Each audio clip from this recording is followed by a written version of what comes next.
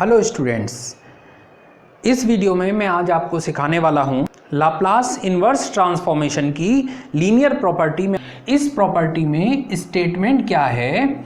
If Laplace transformation of f1t is equals to f1p, implying that Laplace inverse transformation of f1p is equals to f1t, ठीक, and Laplace transformation of f2t is equals to f2p, implying that Laplace inverse transformation of f2p is equals to f2t. Then Laplace inverse transformation of c1 f1p plus c2 f2p is equals to c1 Laplace inverse transformation of f1p plus c2 Laplace inverse transformation of f2p। ये हमारी property है जहां पर c1 और c2 ये दोनों coefficient हैं जो कि कांस्टेंट की तरह ट्रीट किए जाएंगे। Where c1 and c2 are constants. इसका प्रूव करने के लिए हमें आवश्यकता होगी लाप्लास ट्रांसफॉर्मेशन की जो डेफिनेशन है उसकी। तो लाप्लास ट्रांसफॉर्मेशन की डेफिनेशन क्या है? मेरी प्रीवियस वीडियो में आप जाके देख सकते हैं, मैं यहां पर नोट कर रहा हूं। We know that by definition of Laplace transform,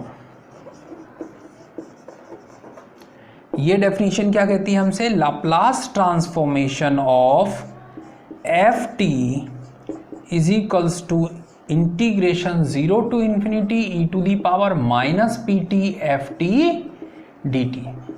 ठीक है, अब हमें क्या काम करना है? हम लाप्लास ट्रांसफॉर्मेशन फाइंड कर लेते हैं। किसका? c1 f1t plus c2 f2t का। ठीक है, इसका लाप्लास ट्रांसफॉर्म अगर हम फाइंड करते हैं तो वो आ जाएगा integration 0 to infinity E to the power minus P T और ब्रैकेट में c1 f1t plus c2 f2t आ जाएगा। अब हम इसकी मल्टीप्लाई इसमें करें और इंटीग्रेशन को अलग अलग नोट कर लें तो c1 कोफिशिएंट है, बाहर आ जाएगा 0 to infinity E to the power minus P T f1t dt plus c2 0 to infinity E to the power minus P T f2t dt। ये दो इंटीग्रेशन बन गए। अब आप देखें इस डेफिनेशन से ये दोनों सेम है, बस यहाँ जो ft लिखा हुआ है उसका मतलब ये हुआ कि यहाँ ft होना चाहिए और यहाँ f1t है। इसका मतलब हम इसे लिख सकते हैं c1 Laplace transformation of f1t plus c2 Laplace transformation of f2t। यहाँ तक बात समझ में आ गई?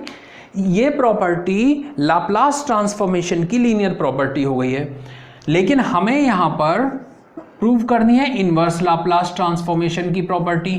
तो हम इसको fp भी लिख सकते हैं, डेफिनेशन में ये भी बताया हुआ है आपको।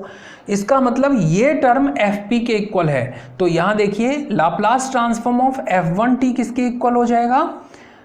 f1p के इक्वल आ जाएगा और ये आ जाएगा f2p के इक्वल। ठीक है, इस टर्म का लाप्लास ट्रांसफॉर्मेशन अगर ये है तो इस पूरे का इनवर्स लाप्लास ट्रांसफॉर्म ये आ जाएगा, implying that Laplace inverse transformation c1 f1p plus c2 f2p ये कितना हो जाएगा? c1 f1t plus c2 f2t। अब F1t की वैल्यू आप देखें यहाँ पर, F1t किसके इक्वल है, Laplace inverse transformation of F1p। तो हम नोट कर सकते हैं C1 Laplace inverse transformation of F1p plus C2 Laplace inverse transformation of F2p।